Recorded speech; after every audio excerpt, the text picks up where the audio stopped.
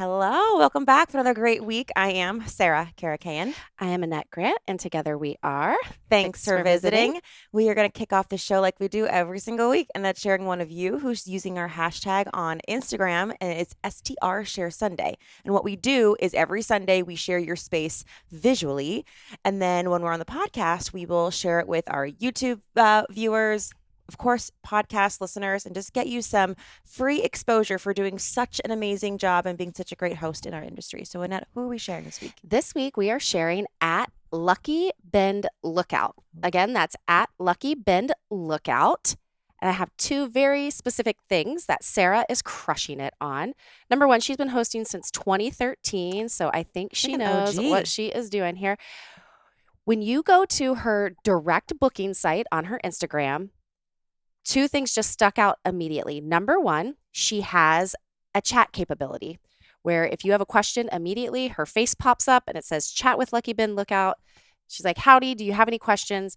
And I can put that right there and ask her. So accessibility there is so easy. The second thing that was like, this is awesome. And you guys go to her website and check it out. There is a pop-up and it says, did you get your free gift yet? It's a free map with 20 of the best Sonoma County wineries for families. So she'll send you that map. And I know that Sarah and her family are actually bloggers in the Sonoma area, and they have a blog for families. And so this is a really great tie-in of her family's blog, her property, and giving value to the guest before they even come stay. Yeah. And I'm like, okay, I'm sold on this property. She's ready to chat with me right away. She's giving me ideas. And as you go through her site, I mean, it's her actual, I think it's her cell phone is on here several times, or there's a phone number to get a hold of her. So just immediately, I feel very comforted that Sarah puts her guests first, and I'm going to have a great stay there. Yeah. So well done at Lucky Bin Lookout. Please go check out their site, get some inspiration from it, and bring it to your direct booking site if you have one. All right, Sarah. Who do we have today? Oh, this person who any of you have never heard of or met. No, it is Justin Ford, our good friend. He's international safety expert. He specifically specializes in keeping us, our guests, and our property super safe. Justin, welcome back to the show.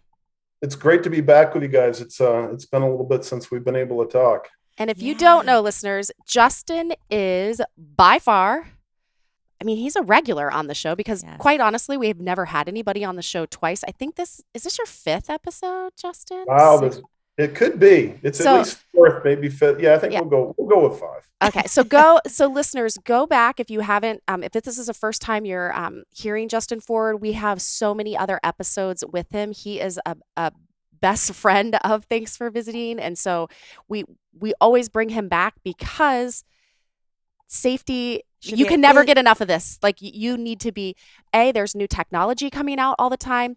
B, you just need to be reminded of it because this is not a set it and forget it. It's not put the smoke detector in one time, put the CO detector in, put the fire extinguisher in, and never look at those things again. So we are here to remind you, but Sarah and I do not want to do this alone because we need Justin because he's on the prowl. He's on the internet looking for all the things. You're coming to us from where right now, Justin? I'm out in Steamboat, Colorado, but yeah, I'm on the road. And gosh, I think since our last podcast, I've probably been in at least 20 states and probably have walked through at least 150 to 200 short-term rentals of all different types everywhere. And I just keep seeing things and seeing themes. It's we got some work to do still. Well, okay. Let's do some work. So listeners, this is an episode. We don't just want you to listen to it. Please take some sort of action after this episode and send us an email, DM us, let us know what action you've taken because it is so important. So let's give some tips and tricks right now, Justin, of what you're seeing and what is still concerning you. It's interesting. 2 years ago, I got to speak with the trust and safety team at one of the largest OTAs. I'm not going to say who they are, but you can do the math real quick and figure out there's only a few of them. And they talk a lot about safety. And the OTAs do care, and they do want to do things they encourage. And if you sign on with Booking or Airbnb or Vrbo, any of those different OTAs that are out there, there's always the check boxes, and everybody knows what they are. Yeah, I've got a smoke alarm. I've got a first aid kit.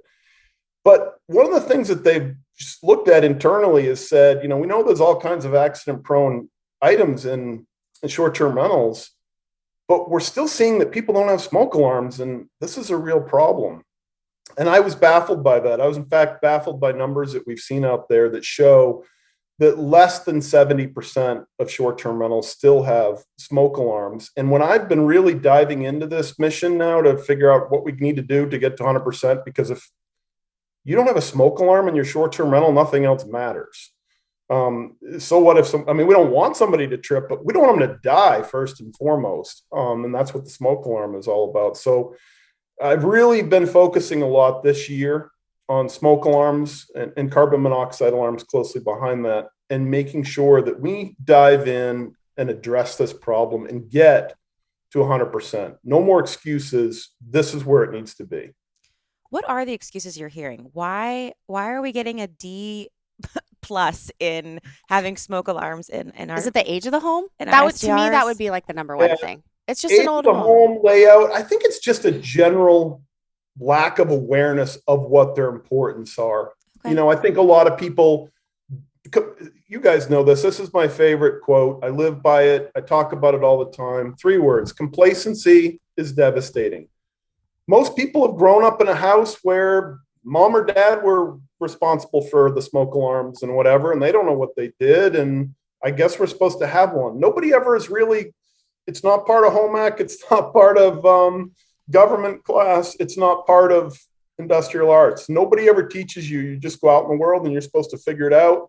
But it sounds boring, so I'm not going to do it. And I don't know. There it is at Home Depot. I guess we need one of those. I think people just don't understand how important they are. But I will tell you, every person I talk to that has had a fatality in their family regarding them, they all start foundations and GoFundMes, and we've got to change this. So people need to understand that the time to learn about them isn't when somebody has died that close to you. So can we go into smoke alarms 101? Let's get into it 101, because you need to know. Yes. Today, right now, here in North America, you got 2 options when it comes to smoke alarms: ionization or photoelectric. The U.S. Fire Administration, which is, they report right up there to the top, right to President Biden. They're the ones that give guidance and overlook and say, hey, citizens, we're going to look out for the best for you. They have said that you should have an ionization and a photoelectric smoke alarm in all the appropriate spaces in your home, and that includes short-term rentals. And so it's really important you do have both.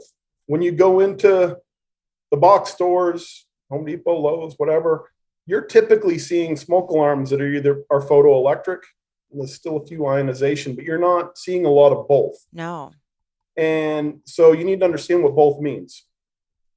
Both means dual. The word DUAL, dual smoke alarm detection. Those are smoke alarms that detect both photoelectric and ionization methods. One is slow smoldering fires, one is fast flashing fires. They both do one well, but neither is the perfect solution. If you have a slow smoldering fire in your rental because a guest left a cigarette beside the bed, and you have an ionization detector, it's not going to detect it maybe for hours. If you have a photoelectric smoke alarm only, and there's a quick flash of a fire on the kitchen stove, it may not detect it. And now you've got a fire. So you got to have both and understand that. The other type that's out there, and I want people to stay away from them, stop going to them. They were a method. We've talked about this before in other podcasts. They were a method for marketing, and they continue to be. And that's the combo alarm. That's the smoke alarm that has a CO detector in it. Yeah. That's the basic. That's bread without butter. That's just something that will get you by. And it's a gimmick. It's legal. It meets minimum standards. but it's not what you need to be protecting your guests with. So that's where it stands right now. You have choices: ionization, photoelectric, dual, which is both, or combo, which I don't recommend. Okay. And so then, and of course, if we have the dual and it just does, it's like that old saying. It's like, if you're focusing on more than one thing, something is suffering, right? So that's kind of what you're saying. That like these smoke alarms that don't have the CO component are just going to be really good at detecting smoke. Exactly. And the next thing you need to look at is how good are these smoke alarms? And this is something else I've said before, but I just want to reiterate again, especially for new listeners. Smoke alarms are like cars, they're like bikes, they're like skis. They're every different price point, but they're every different level of quality. And you can get the most basic, inexpensive car, let's say made by Hyundai, nothing wrong with it, great car, but you're not going to pay as much for that as you are for a Porsche, which is a very luxurious, nice car. Smoke alarms are the same way, and Consumer Reports has highlighted that, and they've scored the smoke alarms that are out there. They've ranked Kitty and First Alert, both of their dual smoke alarm models, as the highest. They gave them a score of 92. Okay. But you take a look at an alarm like Nest, which I know a lot of hosts think, hey, that's convenient and it talks to my Google Home and it's all interconnected. That only scored 51. So convenience took away almost 41 points versus what the best smoke alarms that are out there. And those aren't, unlike cars, and there's a huge price difference. A dual smoke alarm is only $35. And then you said something that whenever we're shopping for new smoke detectors, smoke alarms, and for our short term rentals, that I sometimes have trouble finding, which is the dual that is Yeah. also interconnected. And can you explain Yes. to our listeners what interconnected means and why it's So this is important? the next level, and I really want to talk a lot about interconnected today. Interconnected can be two different ways. It can be wireless or it can be hard connected.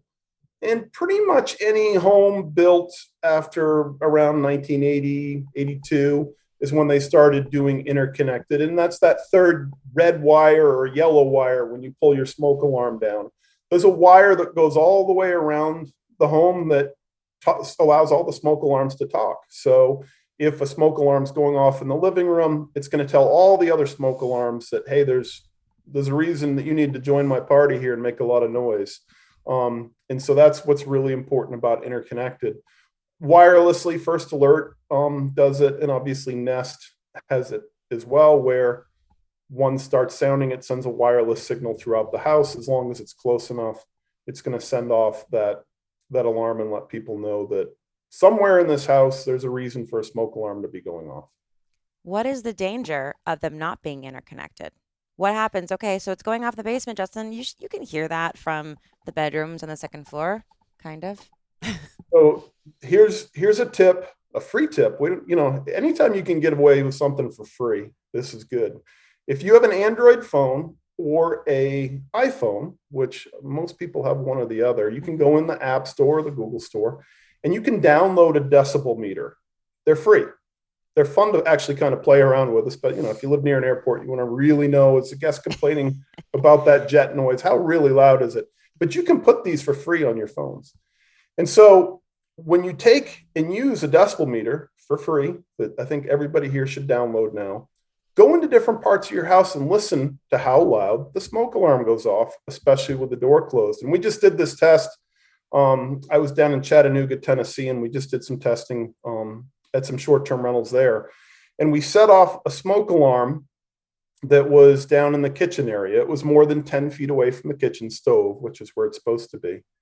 And upstairs in the bedroom with the door closed, in a house where the smoke alarms were not interconnected, we were getting the same decibel readings for that smoke alarm going off downstairs as if we were talking right now. What everyone here needs to know is a smoke alarm is required to put out at least 85 decibels in noise at the pillow. So if a smoke alarm is going off downstairs and upstairs in the vacation renter's bedroom or your bedroom, do this for yourself in your own home, Your door is closed. You've just blocked sound. Now you're laying down. You're not going to hear that smoke alarm going off until it's too late. You do not want to. I've been a firefighter for 15 years. You do not want to wake up to the point where there's now so much smoke in your bedroom that you can't see. That's when bad things really happen. So we talked about this a little bit before the episode. It was very eye-opening for me, Justin, because I think, okay, the smoke alarm has not normally gone off twice in my life. It's when I try to cook and I burn something. And so I'm very aware and there's a lot of commotion and it seems really loud. Or B, I'm testing it. And when Right. I'm testing it, I'm right underneath it. So it's to me, it's blaring. It's so loud. And the quickest thing you want to do is turn it off when you're testing it. Right. You're like, okay, it works. Earlier, like you just like kind of blew my mind because I had to like flip the switch of like, you said to the pillow and you talked about some age groups and some demographics. Let's go through like how like it could almost be like basically no noise at all to these groups, and then let's go through those things and like really put yourself in that, like, you are asleep in the middle of the night and this is going off. It's not as loud as standing underneath it testing it. I've never like thought about how much like I probably would sleep through it, honestly. Yeah, and if you watch any of the morning shows like the Today Show or Good Morning America or whatever some of the other ones are, they've been touching on this topic every 6 to 8 months for the past 15, 20 years now. They'll have an expert come in and they talk about this, the most important one. And I can't believe we haven't solved this problem technology wise. I think we've come close right now, but it is kids between the ages of 2 and 12 don't wake up to smoke alarms. They just don't. If you don't believe, I have a 12-year-old daughter. I tested it with her back in January. She didn't. In fact, the next morning she came down. I didn't say anything to her. I never woke her up. She came down. I said, "Did you hear anything at all last night?" She said, "No." "What are you talking about, Dad?" I mean, they don't. It's horrible. And so, this is when they get into different products that they've tried where you can record the mother's voice and wake up, and maybe that will work. They've tried really bright flashing lights. They do that obviously for hearing impaired people. It kind of works, but it's still not the way. They even have products that will vibrate the pillow, but that might work for 2 nights. And after a year, you haven't had a fire. Why you still want the vibrating thing under your pillow to wake you up? So we've got to pay real close attention, because guess how many of our guests are between the ages of 2 and 12? A lot. It's around 30%. 30% of our guests are staying in our rentals, and we don't really have it set up to wake them up in the event of a fire. So then we move up the ladder, up the age group ladder, and we get into people who are 21 to 100. We know from a lot of studies that have been done, there's a really big one that was done recently out of Montreal, big university up there. We know that worldwide, in the past 10 years, over 70% of fire deaths where they've actually died in a home where there were smoke alarms, that people were later found to have been intoxicated. So when you were intoxicated or your blood alcohol level is higher, I mean, I don't party like I used to, but I think you guys know what I'm talking about. When you've had a few Yeah. glasses of wine, you go out, you're a spring breaker staying in a rental. When you've gone out to dinner, you've been drinking at the beach all day, you're on vacation. No, I'm dead to the world. I mean, I don't know what's going on. Yeah. And those are your renters too, because what most of the time, I mean, I know short-term rentals are used for corporate housing and we use them for business, but more so than not, people are there relaxing, having a good time, having a few drinks. And here's a group that we know, if they're drinking, they may be careless. Mm-hmm. They may not have turned off the gas fireplace. They may not have realized that the gas wasn't turned off on the kitchen stove. So, and that group's not going to wake up. And then thirdly, our elderly population. 30% of our renters are over the age of 60, and they don't wake up to smoke alarms. I mean, my grandmother, she's still alive. She just turned 100. Her hearing aids are on the side of her bed. My mom in her 70s, her hearing aids are on the side of the bed. They take them out at night. They can't hear a smoke alarm going off. So we got a lot of people in the house that aren't going to hear an alarm going off already. And that's if it's right next to them. So what do we do? Well, right now, I've just finished doing some testing on something really, really cool, and I'm super excited. Um, you guys see how excited I get sometimes when I find something and we That save a actually life. works. Yeah. Yes, yes, We, because you don't endorse a lot of things. This is not sponsored or anything. Justin just really loves what he's oh, found. I'm excited. So Ring just came out with something here in the past year, and we've done some testing on it. And I believe right now this is the best solution. Ring should pay you and me millions of dollars for this because We'll just this save we'll just save a lot of lives. That'll will be save some lives. We're going to yeah, feel good about it. yeah. But Ring has come out with a cool product, and it's called a smoke alarm and CO alarm listener. And they're little hockey puck things. They're about $30. What's really nice about these, and there's no other product that does this completely, is it listens to the smoke alarm going off. And I know that there are different things and that help let you know if there's partying going on, and they might tell you, but they just send you a text message. Ring has the ability to send this not only as a text message, but actually sound the alarms in the house that are supplementing the smoke alarms. And so what you do, let's just take a standard 3-bedroom house. Okay, so no garage, no basement, no attic. It's just a 3-bedroom standard short-term rental. You're going to probably have a smoke alarm in the kitchen area that's just off the kitchen, that's covering the kitchen living room area. You're going to have a smoke alarm in the hallway, and you're going to have smoke alarms in each of the 3 bedrooms. That's required by law in all 50 states. Okay, so that's your layout. But your home's down where you ladies are in Ohio. It was built in 1920, so they're not hardwired in, and you don't have wireless alarms. So how do we let these smoke alarms? How do we know there's a fire in the living room up in the bedroom? Because all our bedroom doors are closed, and in fact, that's what the fire department wants. They want you to sleep with your bedroom door closed. So you go buy 5 of these hockey pucks for $30, and you mount them next to each of the smoke alarms in the house. You buy the Ring base station, which you should have anyway, especially if you've got, the Ring doorbell that you like to see the renters coming and going, and it has a great, wireless router in there. And then you buy 5 sirens. Those are also $30. The sirens flash red and they sound over 85 decibels. Now, no matter what smoke alarm goes off in the rental property, you're setting off all the alarms in every single bedroom really, really loud. And this is allowing you to have the best smoke alarms, allowing you to have a dual smoke alarm. And we'll put this in writing, and I even have some video stuff that you can do links to if this is confusing, because I know it sounds like a lot, but this right now is what every rental in the United States should have.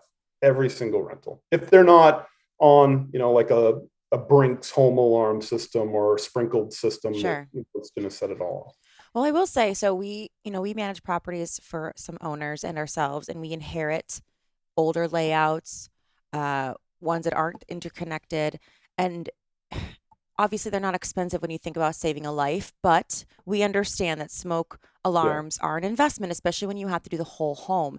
And I can tell you right now, listeners and viewers, that these hockey pucks that Justin is talking about is a far more easier investment than getting all new, smoke detectors, if that's something that you're concerned with, because you're saying that this helps interconnect a system Yeah. so like in Columbus, Ohio, we've got homes that are built and put together in 1898, you know what I mean? And they're Right. beautiful and they're amazing, but they're just, yeah, they're not up to snuff when it comes to today's technology with getting you out of the house if there's an issue. So I love that. Yeah, it's probably about a $750 investment to do the system that I just talked about in a 3-bedroom home, but you're done for 10 years. You don't have to do anything else for 10 years. And I always like to take things as a percentage. $750 is 2 nights booking for a lot of people. So Yeah. 2 nights worth of revenue over a 10-year period that your house is going to be doing things. You're putting in the best possible system so that nobody dies. And I know that's extreme and it's scary, but so nobody dies in your rental. Right. And And no matter they're what you going to do. spend half their time asleep while they're there. Right. And this is what you do to watch them. This is what you got to do to watch them, because they trust you. They trusted you the moment that they hit that book it button. and decided to come stay with your house, they trust you that you're going to take care of them while they're staying in their home. Well, Justin, can we talk about, so Justin does this, which, because he's Justin, the international safety expert, but he just texted us the other day, and when he goes to a short-term rental that he's staying in, that he's just traveling himself, and he opened up the compartment of a smoke detector, and there was no battery in it. I mean, it's just, No one else is going to do that, though, Justin. Other guests they don't think about that, because they just assume that, of course, when I go to sleep, they don't even think about assuming. It's just this thing that they expect to be done. And there are so many hosts out there that aren't doing it. I have a secret to tell you. This is bad. This is what I do. I mean, I stand on the top step of a step ladder, and I'm a safety guy. I'm bad. I have the best smoke alarm off of my kitchen. It's properly placed in my own home. But sometimes when I'm using the air fryer function on my oven, smoke comes out and it sets off the detector. And what I do is I pull the detector down because I know it's going to go off, and my wife's going to be upset upstairs going, what is going on down there? So I take it off. But I put a Post-it note up to remind myself that it's put back up. Right. But now imagine your renters, and this is what's happening. The smoke alarms are too close to a bathroom, and the renter leaves the bathroom door open, and the steam sets it off. Husband comes running in, pulls the batteries out, and this isn't his house. This isn't his problem. He's not going to put them back in. Right. Or the renters have a cooking error. That's what they call them. They burn some food. And they pull the batteries out, and they just set them on the counter, and, little 9-year-old walks in and goes, oh, I need some for my remote, and grabs them, and now they're never back in the smoke alarm again. Or your cleaning team comes, they see batteries left, like, oh, the guest it must be theirs, throw them away, not think like, oh, it was to the smoke detector. I mean, that makes whose responsibility is, though, Justin? At the end of the day, before that next guest checks in, whose business is it? It's the host. It's nobody else's. That's right. The host needs to have a program. Yes. And there's easy ways to document this stuff. It's the most important thing.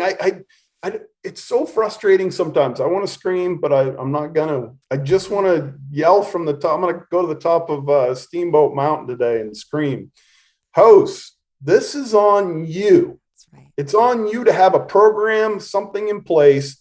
Who cares if there's a pillow out of alignment? Who cares if a picture's not quite? I know you ladies do. We care. We care. We get it. Yeah. But we care more about. Who cares if a picture's slightly crooked? I know decor is important, but the bottom line is a renter's not going to show up in the house and be worried about, a pillow out of alignment if they die, because nobody said, hey, wait a minute, the smoke alarm is the most important thing. That's what we need to check first and foremost.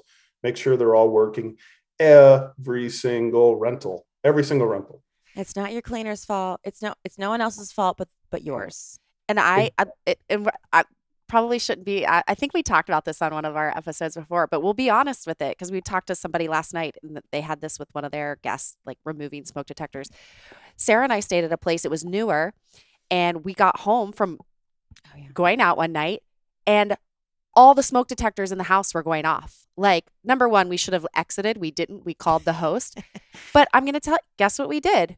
We took every single one down because it was blaring loud, and we took them down, and we're like, oh my gosh, we like slept there that night, and like we shouldn't have done that. Looking back, it was like complete. I can't even so I'm just saying, like, we have safety episodes. Justin is one of our great friends. Like, if we're doing that stuff, you better believe your guest is burning bacon on day one. They pull down the smoke detector. It's never coming back up. What we did actually was we called the maintenance. They told us to put it back up. What the troublesome thing was is we didn't test for CO. You know what I mean? Like, we just assumed, oh, it's fine. We'll just turn them off. Yeah. Like silence them. That's what we did. But still, right? Like, we silenced them, and we didn't them. call. We called the maintenance it was probably midnight. He's like, okay, yeah, just silence them. He didn't know if there could have been something like, so I'm saying that and like, obviously want to like look in the mirror and go, are you stupid? But also, like, your guests are doing this same thing. They're on vacation. They don't want to be bothered by the smoke detector. So they might make these same errors that we've made, or, like they pull the smoke detector down because they burnt something on day one and they never put it back up, because maybe you don't have a step ladder, or they just don't want to, like, well, I'm going to cook tomorrow. Is the same thing going to happen? and they take it down and put it in a drawer. So, What's something we can do with that, Justin? I'm sure there's some smart smoke detectors out there. We don't apparently the Nest is not rated great, but is there a way like do we put a little label on the smoke detector that says like please do not remove or like how can we know that they've done this and help them protect themselves? When I was a professional vacation rental manager and managed hundreds of homes, I instituted a program where we actually paid our house cleaners $10 if they found a smoke alarm that didn't have a battery in it. And I'm willing to bet maybe there was $100 worth of money that I threw out there that somebody wasn't honest. But generally speaking, it was mind blowing to me that we were spending, again, this was across hundreds of homes, that we were spending anywhere from $700 to $800 a year on that incentive program. That just tells you, A, how much that happens, but B, highlighted that the cleaners took attention and noticed to it. And I think it's really important. I think it gives you an opportunity to document it too and do your own little data study and find out why people are taking it out. So if every week your house cleaner is reaching out to you because they're the ones that you've decided and developed a program with that this is how we're going to address smoke alarm batteries because I don't live near my rental, then reach out to the renter. Hey, our house cleaner noticed that there are new batteries in the smoke alarm. They were last week. What happened? I'm just curious. And if you're finding that for the last 3 weeks in a row, every renter is removing them because every time they cook in the microwave, it's putting out smoke. Well, now let's move the smoke alarm so that's not happening. It's obviously too close to the microwave. It needs to go into a different location. So there's some fun things to do with data there. But you touched on something that's really important there, Sarah. And there's one other thing that's kind of added on, and that's the CO. I heard you. You almost said CO2. I know, I almost did, yeah. But I stopped myself. It's funny, this property I checked into last night, there was no CO alarm in the house. And it's required by law. I'm in Colorado. Colorado's a state that instituted carbon monoxide alarms in vacation rentals because a family died in Aspen in 2008. If you're in California right now, the reason you are required to have a smoke alarm, a CO alarm in your rental and in your home is because of the family that died in Aspen in 2008. So I checked in here and there's no CO alarm. And the host's response back to me was, we'll get a CO2 alarm right away. And I'm like, oh my gosh, it's not, CO2 is what you put in your beer. So we've got it, embrace this stuff. You got to embrace smoke alarms and CO alarms. You can't be ignorant to these items anymore. I'm speaking to you, whoever's listening right now, you. I don't care what anybody else is doing. I don't care if anybody ever has told you it's not important. I don't care if you're the only one in your entire condo complex that goes out and puts the right smoke alarms in your condo. It's what you're supposed to do. And I don't even want to, it shouldn't have to get to this point, but let's say something happens to a family in your rental, and then the extended family, the survivors or the people who weren't there. I mean, who do you think they're going to come after in terms of a lawsuit?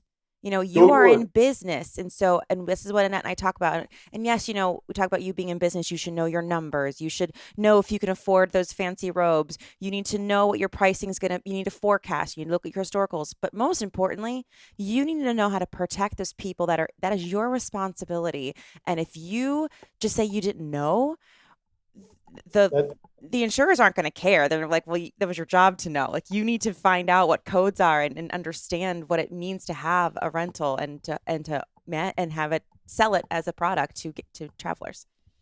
Grant, the wonderful 21-year-old who died in a Malibu vacation rental this past January, or a year ago, last January, made big headlines.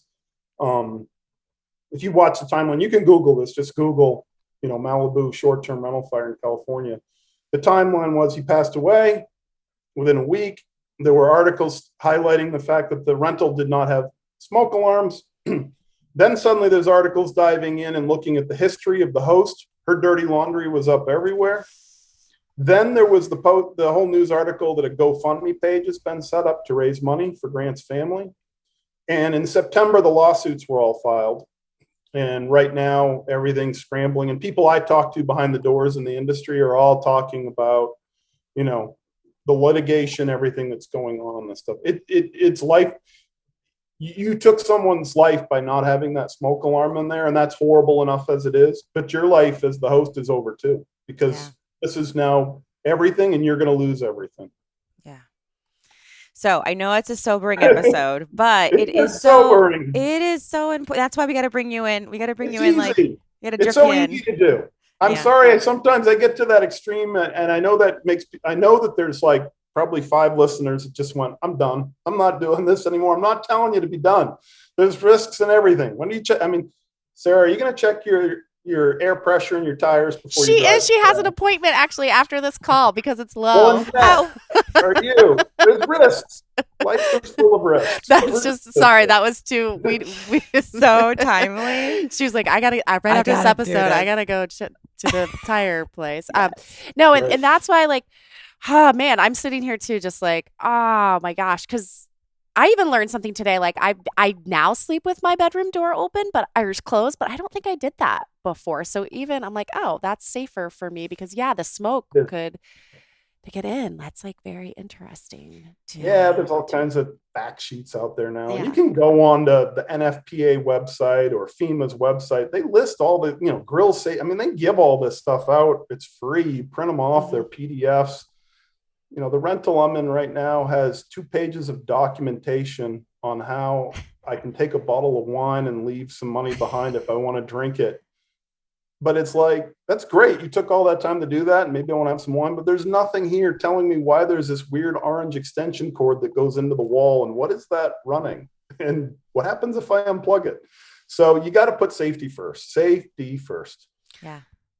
I think that's where we end. And what we'll do too, listeners, is like we said, Justin's been on several episodes of Thanks for Visiting. So in the show notes, we'll let you know what those episodes are. So you can binge them. Yeah. Like, listen, I'm sober now. So let's just get them all in there. Right. If you want a quick Justin Ford University, we'll get you all the quick links. Justin, thank you so much for the work that you do. I mean, just listeners, if you felt like really heavy today, this is what Justin has dedicated his professional life to, is to understanding who's dying, why they're dying, and how we can prevent future people. And that's what you do, Justin. That is tireless work. And sometimes it can be thankless, but we want to thank you for everything that you do for our industry and for travelers. Yeah, for sure. Thanks for giving me a voice out here. I appreciate you guys. Absolutely. All right, listeners, I am Sarah Karakayan. I am Annette Grant, and together we are Thanks for visiting. We'll talk to you next week.